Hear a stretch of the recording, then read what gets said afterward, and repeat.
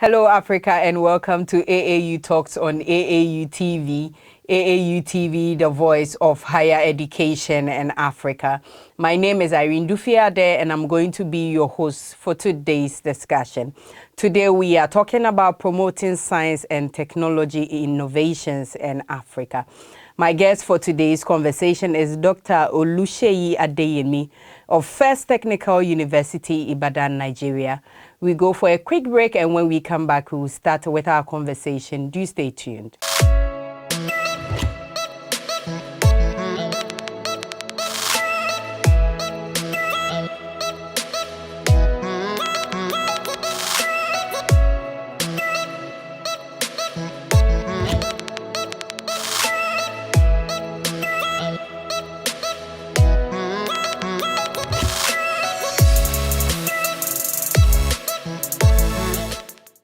Welcome back. Dr. Oluseyi Adeyemi, thank you for joining us, and how are you doing? Yeah, I'm very fine. Thank you for having me. Well, how are you doing? How has it been for you? We are all on lockdown. If I don't even ask, that would be insensitive. How is Well, Nigeria coping with coronavirus? yeah, the government is trying all it could to ensure that the people are aware, the people are well informed, and the people are following the protocols to Right. at least reduce or alleviate the coronavirus. Right. And so looking at the population of Nigeria, Yeah. is it going so well for you? Yeah, looking at the population, it's a risky thing, Yeah. uh, and also considering the nature of the virus. Yeah. But so far, the government are trying all it could to Yeah. at least ensure that majority of the populace are safe. That's okay. And so, Dr. Adeyemi, you are a lecturer at the First Technical University. We might not know a lot about it, so we want to talk about First Technical University and what you do over there. Okay.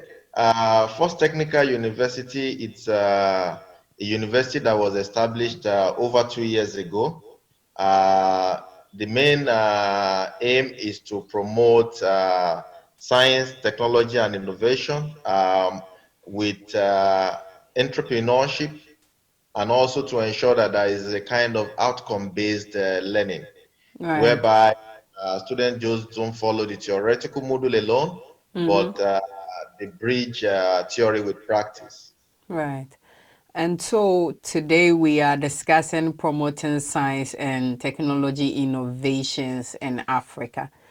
And so my first question will be, why is it important?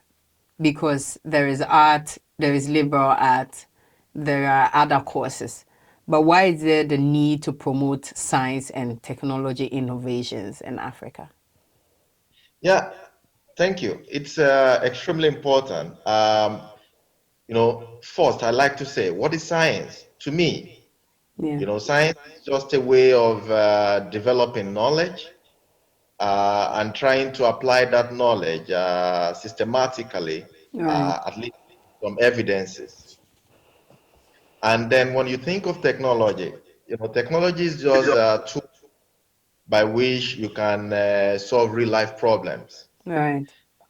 As well, when you think of innovation, you think of bringing out new ideas or creative ways of doing existing things. So when you think of the combination of all these three, you would agree with me that in Africa, we definitely need science, technology, and innovation in order to emanate into what we call a knowledge economy. Right. We actually foster the prosperity of Africa. And that's why it's important Right. that Africa do that closely, science, technology, and innovation. Yeah, and talking about Africa, we know the Agenda 2063, which the STISA is a subset of it, which talks of science, technology, innovation, strategy for Africa. And looking at this roadmap for development, what can you say as leaders, or what was the thinking behind bringing out STISA? Yeah, I think STISA is a very good framework and a very good policy Right. that is actually supposed to integrate Africa Mm-hmm. in terms of development in science, technology, and innovation. Right. What has to this is the fact that everyone knows that Africa is not matching the developed world in terms of science, technology, and innovation.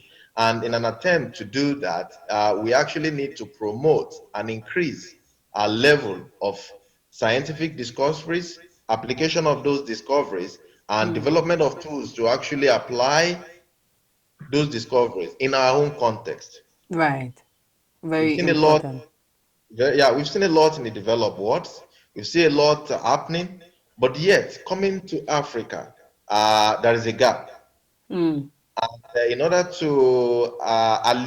to reduce such gap, then we need to promote more of scientific discoveries and the technology to ensure that those discoveries are well applied to the Mm. benefit of the populace in Africa and Right. at least the larger world, and at least to be able to contribute something in terms of innovation to the global world.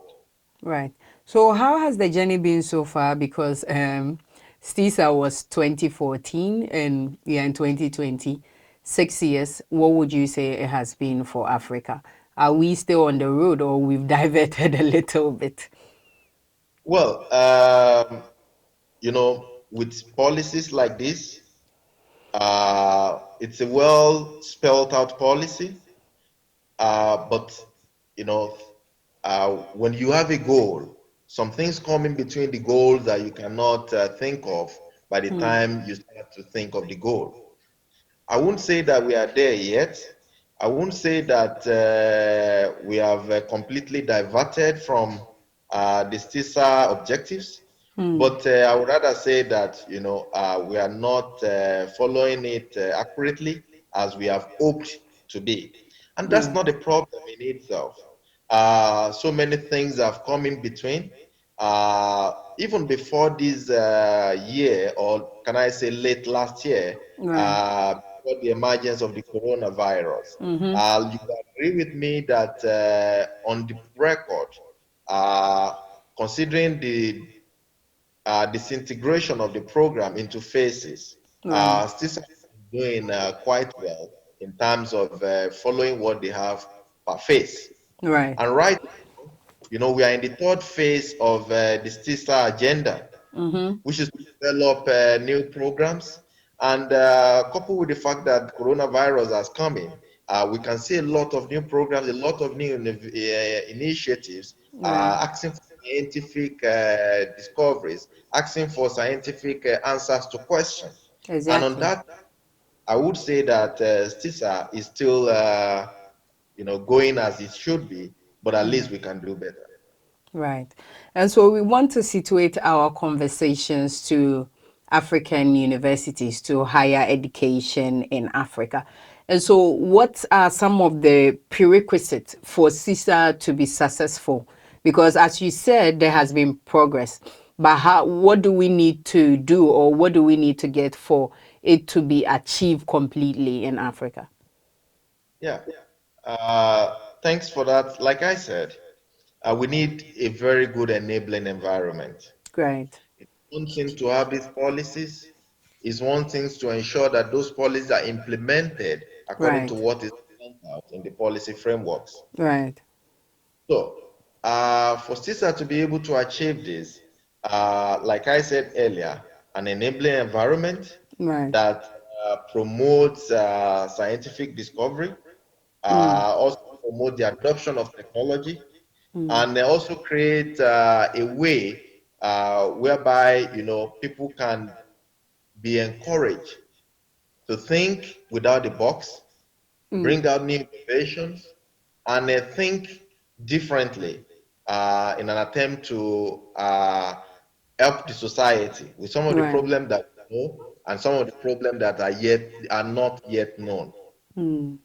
Now, to bring my discussion down a little bit, apart from the enabling environment, Mm. we also talk of bringing out new programs that could actually involve the integration of most of the higher education universities in Africa. Right. Uh, right now, there are some kind of scientific activities, Mm-hmm. research funding for PhD students, for postdocs, for a lot of scientific research grants are coming Right. out now that is actually in a thread that Mm. is allowing other African countries to be able to collaborate with their colleagues in other Mm. countries, both within the African framework, to be able to at least make some new discoveries about Right. common problem or similar problems Mm. in those African countries. That's fine. So, And so, talking about African higher education and what we can do, I want to talk about how, for us as academia, how we can integrate those who are not in the academic field. There are a lot of people. If you come to Ghana, for instance, and you go to, let's say, Abosu Okai, if you go yeah, to Bremen in Kumasi, these are people who are doing technological work. They will fix your car for you, but they don't have the prerequisite knowledge as to how to put this on paper, the knowledge to do it very well. And so, how do we as Africa universities integrate some of these non academic innovators to become such a powerful hub that we don't need just we don't need just universities, but rather we can put all of these people into mainstream, let's say, engineering or technology courses for them for like development. yeah, that's quite great.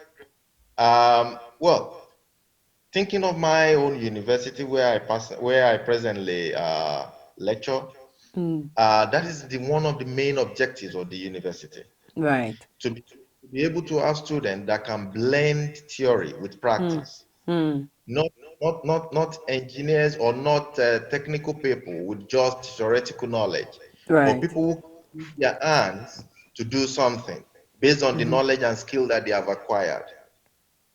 And in an attempt to do this, they also have vocational programs for them, Right. where they also learn the basic conventional skills. The reason why such is allowed is for them to be able to know what the skill is and the Right. level that they were before they acquired that skill and the level that they are now when they have acquired that skill.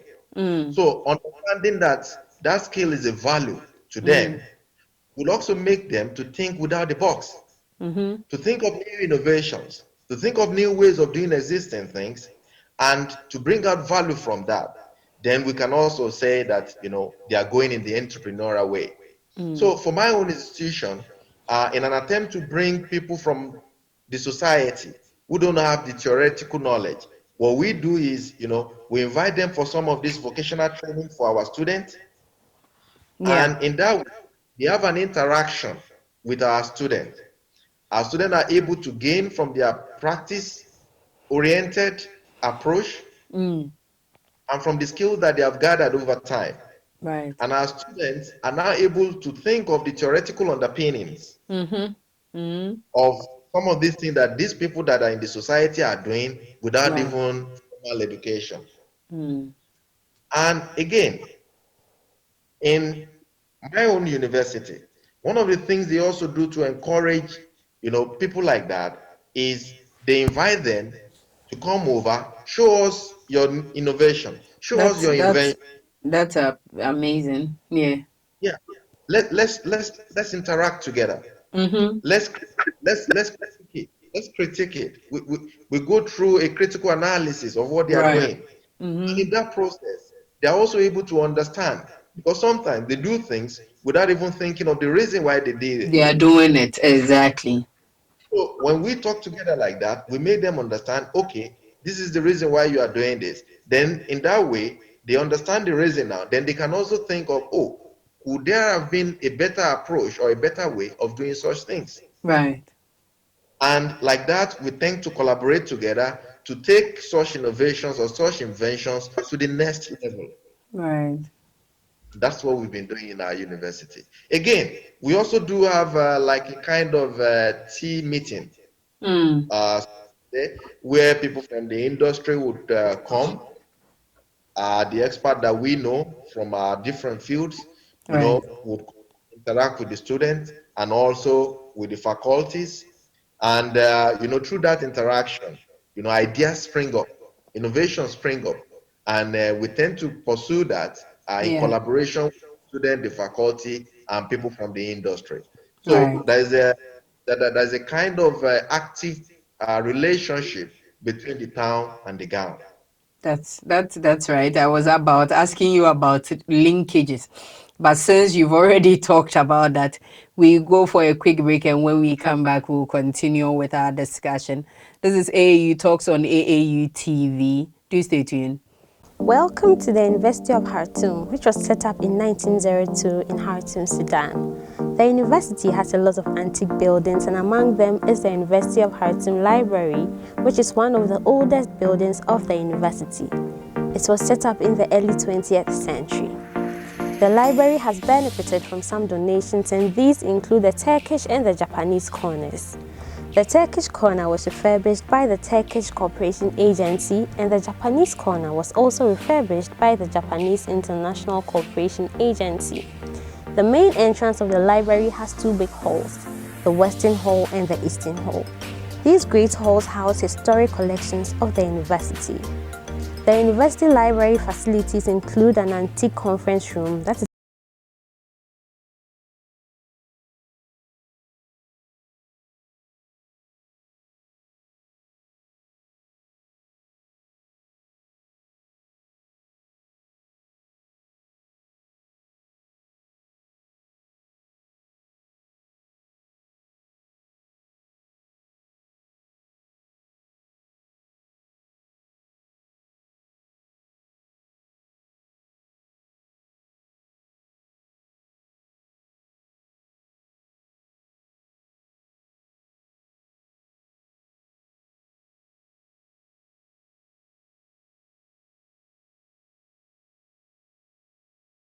academics who visit Sudan.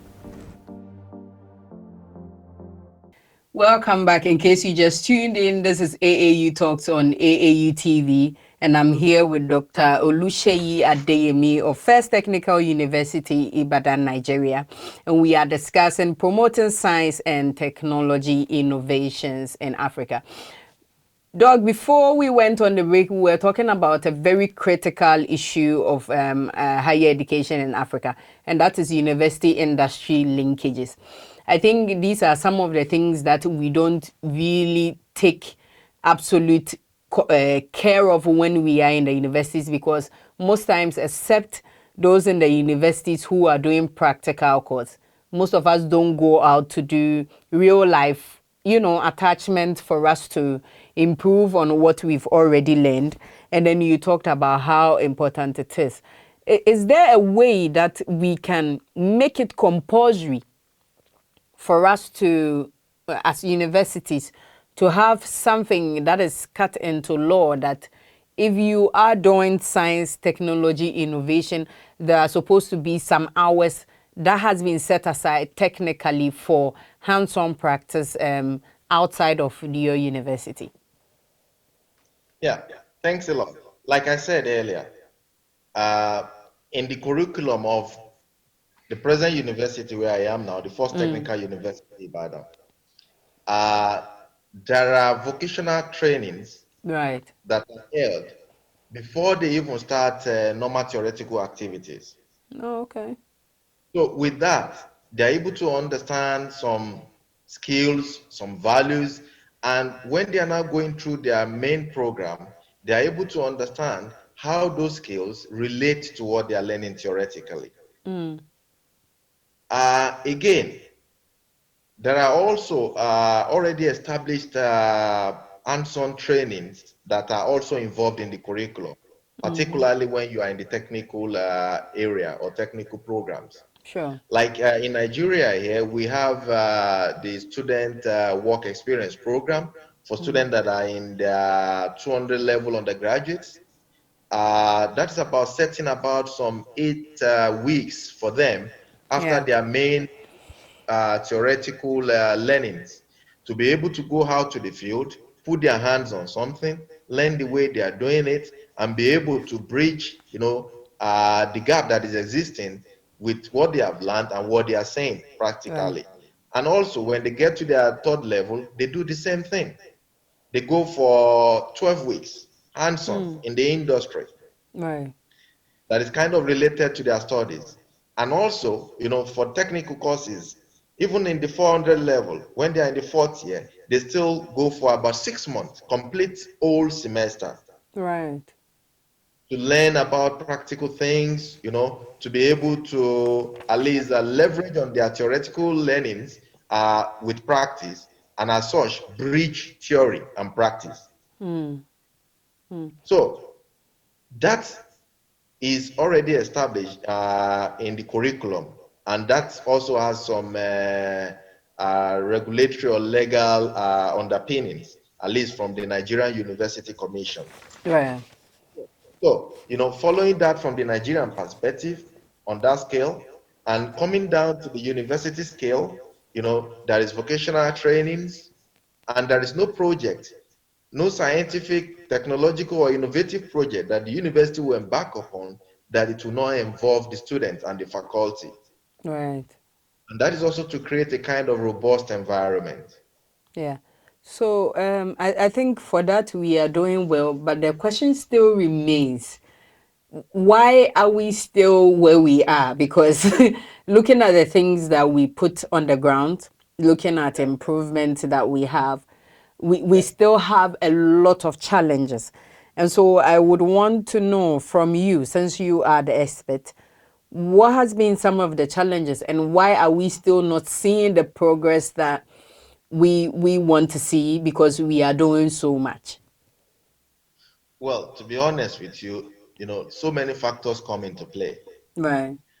Uh, in Nigeria, for example, there are also some established bodies that aim to assist universities in terms of funding to be able to do the research that they need for scientific discovery, the technology that they need to be able to train students and staff, and whatever form of innovation that they're trying to derive. If funding will be a problem, those bodies like the TED Fund come in to assist.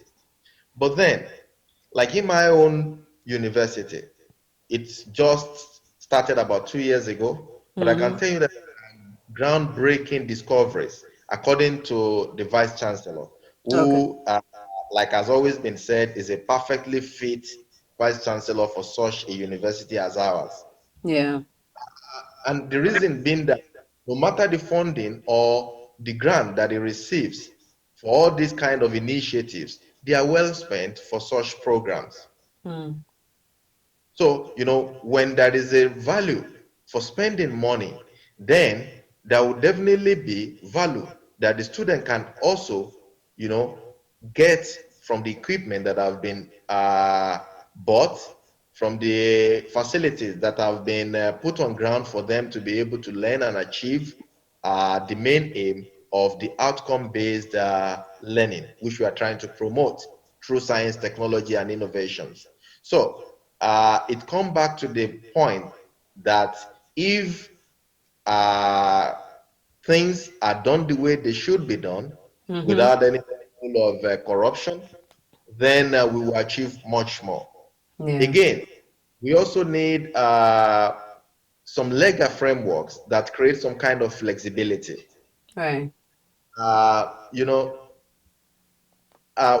what is much more important is actually our contribution and the value that is earnest from our contribution. So it does not really matter for our student to be involved in a project for ages. But then what is much more important is if they do a little project, at least there are value from such project. So the point I'm making is it's also challenging to be able to get funds for students to do some kind of student little projects. Right. And so you've listed about one or two. What other challenges do you think needs to be addressed for science, technology, and innovation to move in Africa? Yeah. Like looking at the sister framework, there are Yeah. priority areas. Mm-hmm. Focusing much more on those priority areas. Like when we talk of food security, when we Mm-hmm. talk of, health, look at this issue of COVID-19. You see how it has disrupted the whole world and also Yeah. disrupted Africa. And now we are coming to a new normal. That's also challenging. But at least if there have been frameworks Mm-hmm. or a kind of body that is involved with, trying to combat new diseases, like in the government, in the Nigerian government, there is this NCDC, Nigerian Yeah. Center for Disease Control. So I Yeah. think in the university system as well, since we normally have a department that are involved with, dealing with diseases and, trying to find solutions, there should be a kind of funding for them to also look for the current diseases that we have in Africa, how they can be alleviated, Right. and in case we have some new diseases that we have not known, there should be some kind of enabling environment that would allow them to be able to act quickly to combat whatever new disease or whatever will be coming. Yeah. Taking an example of my university again, in terms of food security, we also tend to have a large farm where we grow foods. And the Right. university and the university management also promote that by encouraging both staff and students, to have some little things doing apart Okay. from the main academic activity.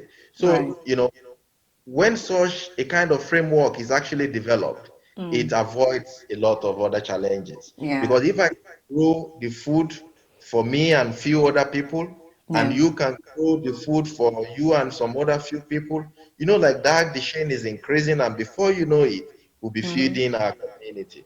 Yeah. And then the problem associated with food security will not be mentioned again. Right. Yeah. Right. So Uh, that's yeah. actually it. I think one critical thing that when we were touring Nigeria from the Association of African Universities, and one of the universities we were so proud of was Afe Babalola University. And he Yeah. had put in place such mechanisms that you can get everything, including farms, poetry, whatever it is that is in the university. And this university is invested in science and technology. And so what you are saying is very critical and self-sustaining, even when we are on lockdowns and then things can't come in. These are That's right. investments that we need to do as African universities. And so we can't go without talking about some of the achievements that has been chalked by the first technical university. And so I'll give you like a minute to tell us what has been some of the achievements that you've been able to do since science, technology, and innovation is involved. Well, for the first technical university, there have been some products that we've been able to develop, and they are already patented. Okay. Uh, there are still a lot of research activities about so many products that we are trying to fine tune before we patent them. And there are also some products that we are commercializing right now. Right. So, in terms of what we've been doing in science, technology, and innovation, there is quite a lot of innovation that is going on in this university system. And people have always been coming from outside to come and see how the management have been doing that. Mm.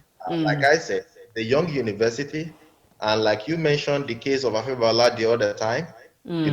most of these things that they are doing, we are doing that, and we are also forging ahead, doing Yeah. more things. Yeah. Because we also have a fish pond where we raise fish. The university has its own, fishery. Yeah. So, we develop fish. We also have arable farming where crops are developed. Right. And, when we also have challenges with our automobiles, there is a section there that they are fixed. All right. Right. And we also have some labs where, they are for material testing. We have labs for digital production of products. Yeah. So, these have been some of the breakthroughs that the university have been having. And I tell you, starting a university from the ground field is Yeah. not easy. It's But not. the management have been able, to bring itself from that level, at least to be at par with even long-term existing universities. Yeah. Uh, And so for just being 2 years, it's quite a huge achievement to get things exactly, patented and then commercialized. And exactly. so we know that you are doing well. Yeah, thank Yeah. you. And so we are wrapping up, Doc. So we would want to know what are some of the recommendations that you think that when we do science, technology, and innovation would be improved. What do you think that are some of the realistic targets that we can set to be able to achieve our agenda for this framework? Yeah, like I said, developing more programs that would integrate people from different universities in Africa more closely. Our challenges are different, and our resources are also different. But Right. then, when we aim to harness all these resources together, we can bring out beautiful things. Again, thinking of uh, an enabling environment, and I put emphasis on that because Yeah. when you have a very good enabling environment, whatever you develop, is taken over. You are helped when you need help. The speed, Yeah. the speed at which you get things done will be accelerated. Yeah. So, and most of all these bureaucratic I was about mentioning that the bureaucracies in Africa. exactly that slow down things will have be done away with. Yeah. So I think that's the way to go for Africa. All right. So thank you, Doc, for joining us this morning. This is just the first part of it. We'll come back for the part two. It has been an insightful discussion with you this morning. In Thank case you just tune in, this has been Promoting Science and Technology Innovations in Africa with Dr. Oluseyi Adeyemi. My name is Irene Dufie Addai, and I've been your host for today's discussion. Do stay tuned.